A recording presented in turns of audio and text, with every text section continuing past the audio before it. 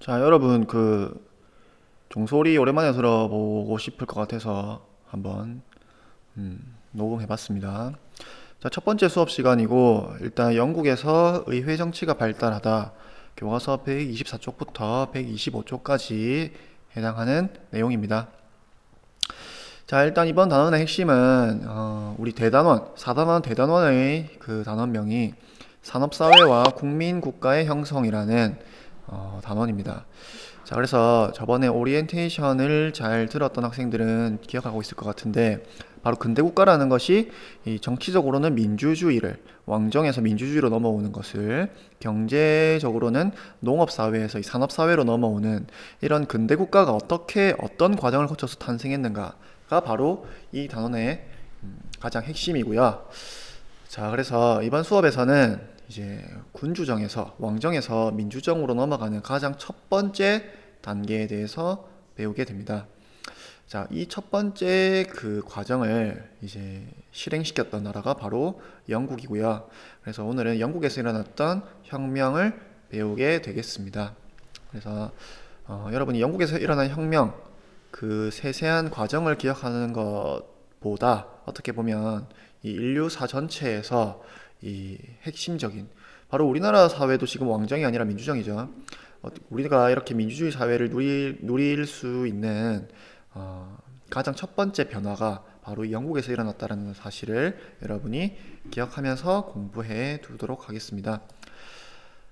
간단하게 용어 정리부터 조금 해야겠는데, 일단 가장 크게는 군주정과 공화정이라는 이 두 가지로 정치 구조를 이제 구분을 합니다. 군주정은 당연히 왕이 주인인 나라고, 공화정은 왕이 없는 나라입니다. 그러면 대한민국은, 여러분, 대한민국은 군주정입니까? 공화정입니까? 당연히 공화정이죠. 우리는 왕이 아니라 대통령이 있으니까.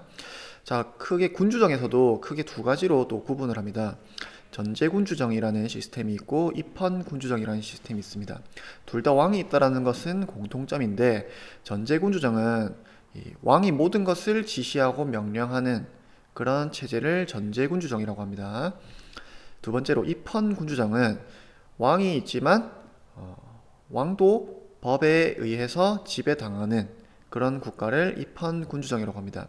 우리가 지금도 여기 세계에 보면 왕이 있는 국가들이 있죠. 뭐 바로 옆에 있는 일본도 그렇고 영국도 그렇고 그런 나라들 다 왕이 있지만 이 왕이 법에 의해서 강력하게 제한당했기 때문에 그런 나라들은 다 입헌군주정이라고 볼 수 있겠습니다. 자, 일단 여러분이 2학년 때 배웠던 것들, 역사는 사실 이전 과정을 배워야지만 그 다음 과정을 이해할 수 있죠. 근데 여러분들 2학년 때 배웠던 거를 기억하고 있을 리가 없다. 선생님이 당연히 여러분이 기억하지 못할 거라 생각해서 가장 중요한 단어들만 조금 뽑아봤습니다. 일단 르네상스라는 단어, 여러분 단어 보면 아마 이런 거 들은 적 있다, 아마 기억날 겁니다. 바로 이탈리아에서 시작되었던 인간 중심의 문화, 그러니까 이제 종교 중심에서 신 중심에서 이제 인간 중심으로 넘어오게 되는 그런 과정을 르네상스라고 불렀고요. 그래서 이제 어떤 신 중심의 어떤 종교에 대해서 조금씩 인간이 가지고 있는 합리성이나 이성을 바탕으로 다시 한번 생각해 보게 되는 그 시작점이 바로 르네상스였습니다. 그래서 그 뒤를 이어진 사건이 바로 종교개혁이라는 사건이 있었고, 루터, 칼뱅 이런 사람들 여러분 이름 기억날지 모르겠습니다. 바로 면죄부를 판매했던 교황을 비판하면서 종교가 새롭게 탄생해야 된다, 우리 기독교가 새롭게 탄생해야 된다라는 그런 주장을 내세우면서 이제 신교와 구교로, 전 유럽이 신교와 구교로 이제 나누어졌던 그런 사건들을 합쳐서 종교개혁이라고 부릅니다. 그래서 이 노란색으로 되어 있는 나라들은 다 원래 교황을 따르는 이제 카톨릭이라고 볼 수 있고요. 저기 하늘색으로 되어 있는 이 나라들은 다 새롭게 루터와 칼뱅의 뒤를 따르는 신교라고 볼 수 있겠습니다. 그래서 우리가 오늘 배울 영국도 이제 신교에 속해 있는 나라입니다. 알겠죠? 자, 그 다음에 절대왕정이라는 시스템이 이제 등장하게 되는데, 말 그대로 왕이 절대적으로 강력한 권력을 가지고 있는 시스템을 절대왕정이라고 하고요. 이 절대왕정을 이제 가장 함축적으로 드러내는 굉장히 유명한 말이 있죠. 바로 프랑스 국왕의 루이 14세가 말했던 짐이 곧 국가다.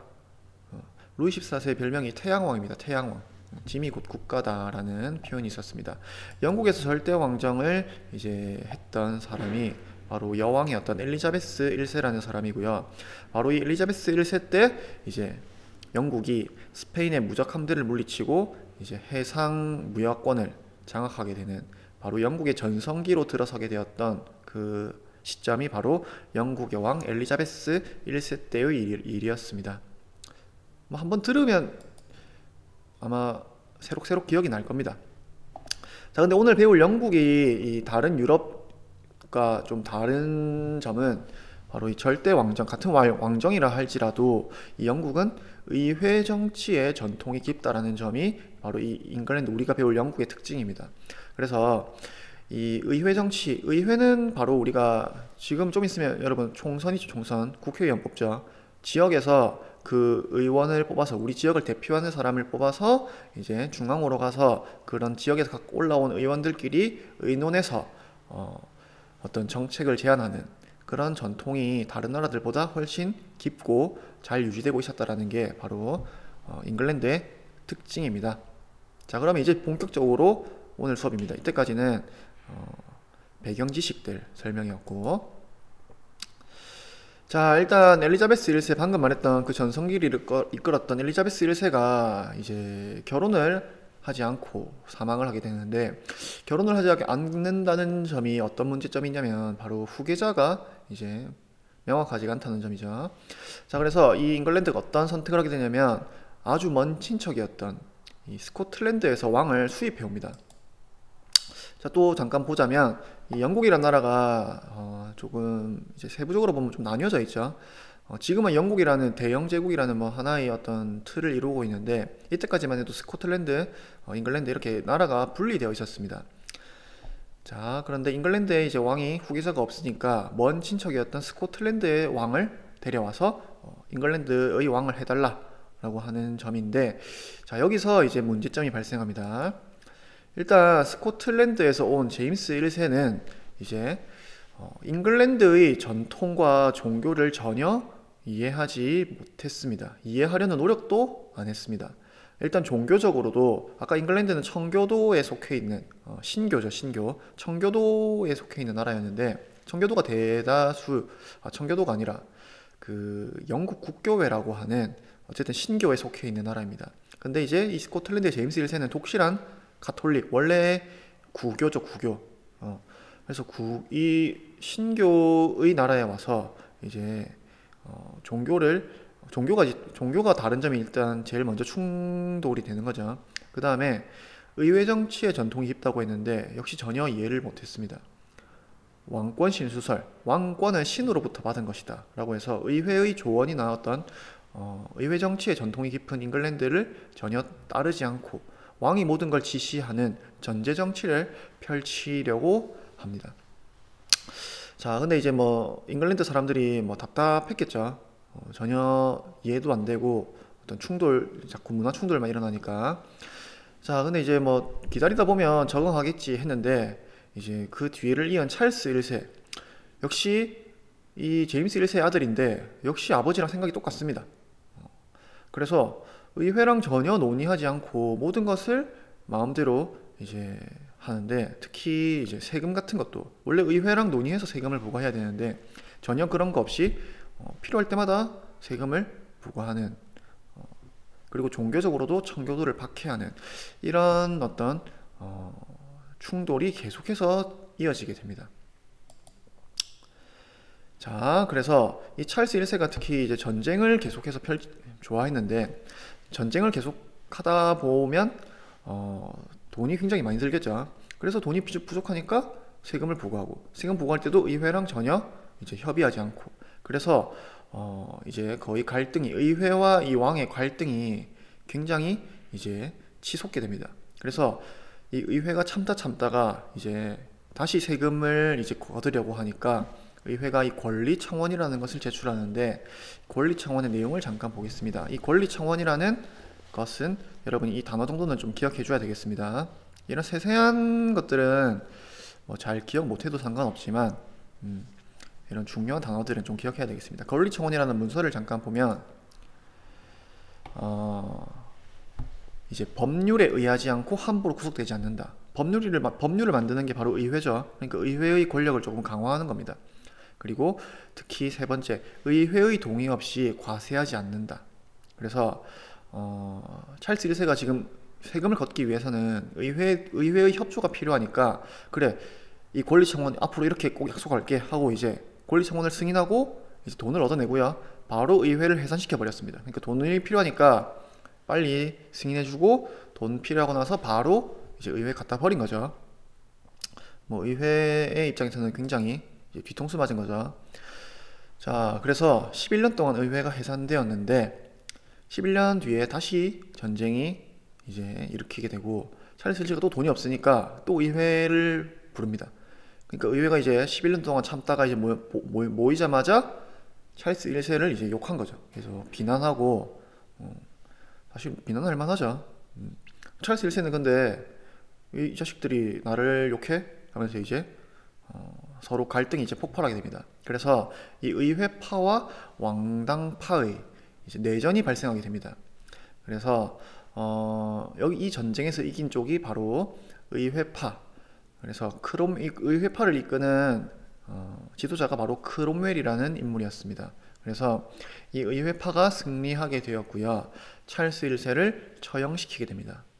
그래서 이제 왕이 죽었죠. 왕이 없습니다. 그러니까 이제 공화정이라는 시스템으로 바뀌게 되는 거죠.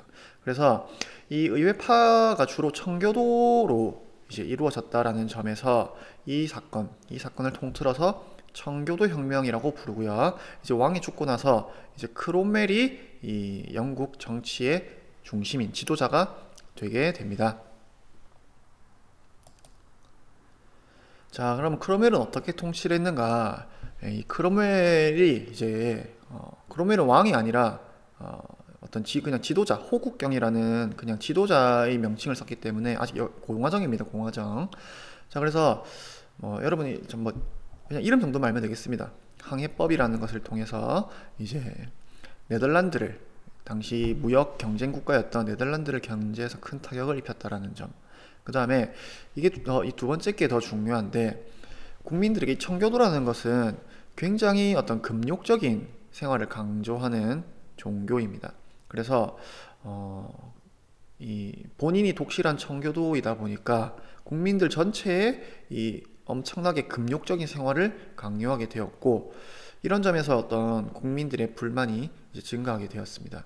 그러니까 무조건 이제 기도하고 뉘우치고 어떤 신에게 용서를 구하고, 사실 본인만 어떤 종교를 믿으면 좋을 텐데 이걸 전 국민에게 강요했다라는 점에서 국민들의 불만이 굉장히 증가하게 되었고, 이 크롬웰이 죽자마자 국민들이 차라리 이 크롬웰보다 옛날에 왕이 더 낫다라고 해서 다시 왕정으로 돌아가게 됩니다. 좀 웃기죠, 여러분? 얼마나 크롬웰의 금력 정치가 힘들었으면 차라리 옛날에 왕정이 더 낫다라고 했을까? 그래서 찰스 2세라는 왕이 이제 다시, 그러니까 아까 그 같은 가문입니다. 처형시켰던 가문에. 자, 이 사람이 크롬웰이라는 인물입니다. 자, 그래서 찰스 2세가 이제 처음에는 이제 조심스럽게, 아까 찰스 1세가 죽는 거 봤죠?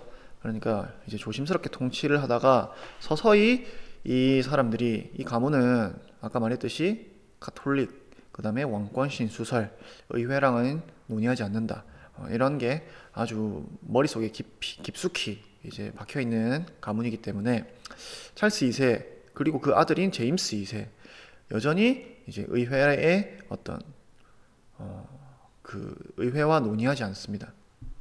그래서 의회가 이제 다시 참다 못해서 이 제임스 2세를 추방시켜 버립니다. 힘을 모아서 이제 국외로 쫓아버리고, 이제 누구를 모셔오냐면 제임스 2세의 딸이 메리라는 인물인데, 이 메리가 이제 네덜란드 윌리엄이라는 사람과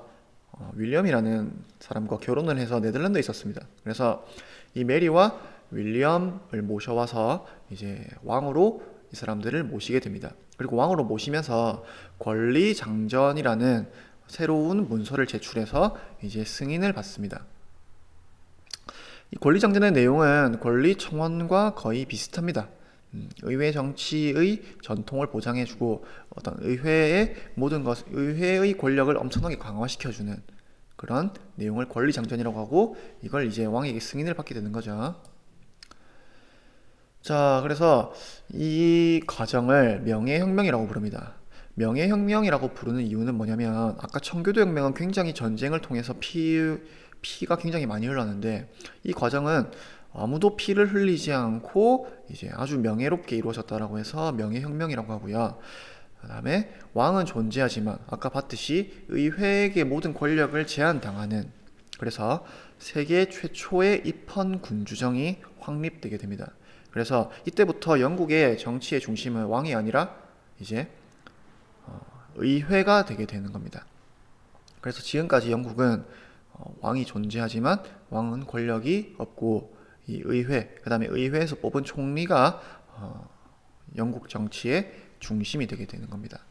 그래서 이 인류사에서 이런 변화 과정이 영국에서 처음으로 일어나게 되었고, 이 과정이 이런 시스템이 옆 나라로 계속 퍼져나가면서 지금 우리나라도 공화정, 지금 우리는 왕이 없고 그렇지만 공화정이라는 시스템, 민주주의라는 시스템을 이런 과정을 통해서 갖추게 되었습니다. 자, 이게 이제 우리나라는 그러면 이때 어떤 사건이 있었을까? 우리나라 여러분 이거 다 배웠던 기억이 나는지 모르겠네. 인조반정, 병자호란 같은 사건들. 그래서 이런 영국에서 이런 변화가 일어나는 동안 이제 우리나라에서는 이런 일이 있었다라는 사실. 자, 그래서 첫 시간이라서 여러분 좀 예전 배경 설명, 2학년 때 설명을 좀 해주느라고 조금 길어졌는데, 이거 보고 나서 선생님이 낸 문제들 한번 풀고 이제 제출해 봅니다. 선생님이 냈던 문제는 다음 역사 시간 전까지만 제출하면 되겠습니다.